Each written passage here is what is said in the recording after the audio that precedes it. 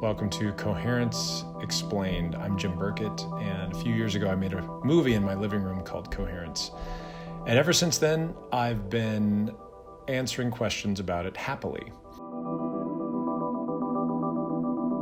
So, to jump right in, Coherence is the story of a woman who is experiencing a very strange night, kind of an altered state of reality where she gets to see what different branches of reality will result in based on very small changes throughout the night, little nuances that we call divergent moments.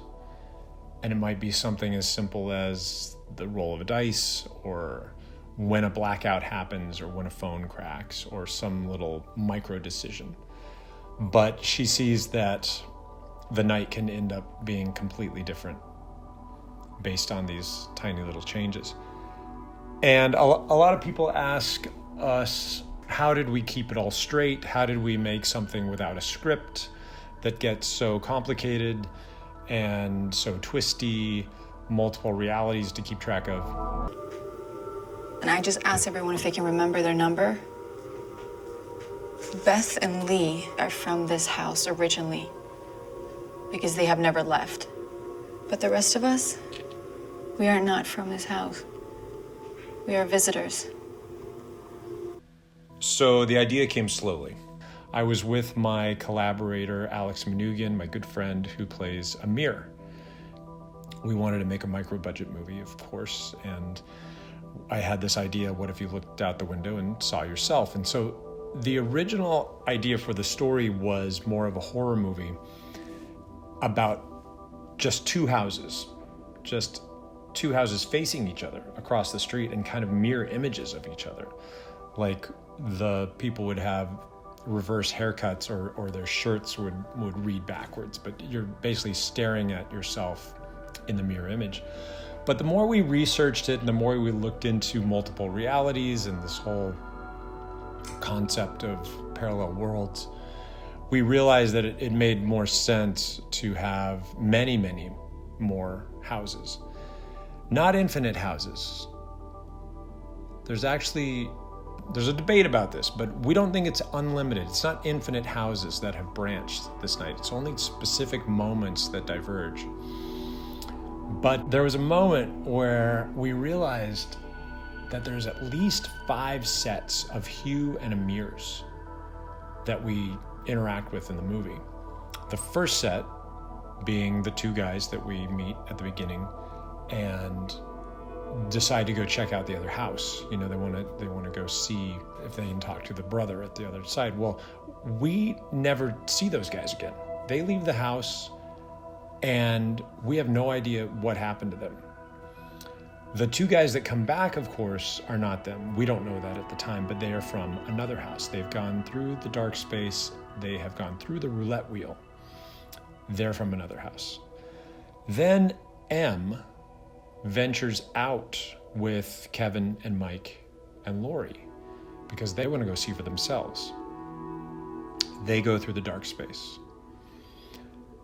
They witness the other house. When they come back to what they thought was their house, they are in a new place. They are now in a house that did not get a ping pong paddle. They are in a house that got an oven mitt as their random object in the box. That means this is a third set of Hugh and Amirs. We don't know what happened to the first set. We don't know what happened to the second set. But this third set of Hugh and Amir, who realize that they, of course, belong somewhere else because they have red glow sticks, they escape out the door to nowhere. We never see them again. We have no idea what happens to them. Several minutes later, another set of Hugh and Amirs. This is number 4. They return. They have both a red and a blue glow stick. They are convinced they're at their house. It doesn't occur to them to ask what was the random object because they haven't figured that part out yet, that the random object is what could help them identify if this is actually the place they started. But Hugh and Amir are from the Stapler house, which gets revealed a few minutes later when they're all revealing their item. Emily assumes, of course, they're in the ping pong house. Beth and Lee think, of course, they're in the oven mitt house. But we find out very quickly that Mike is from the napkin house. Hugh and Amir are from the stapler house. The stapler! No. What? We had an oven mitt. And ours was a ping pong paddle. What? Mine was a napkin. Of course, when Emily goes shopping for another reality, a better life for herself, she ends up in a world with a group that seems to have not experienced any power outages at all. They're not even aware of the crazy things that are happening this night. And that is the 5th set of Hugh and Amir's. Now, there might be others, by the way, because it gets complicated after that. But that's our way of keeping track. It helped us sort of understand where everybody was from. And really, it's not that hard to understand once you get it, is that simply whoever leaves, they're going to come back to a different place.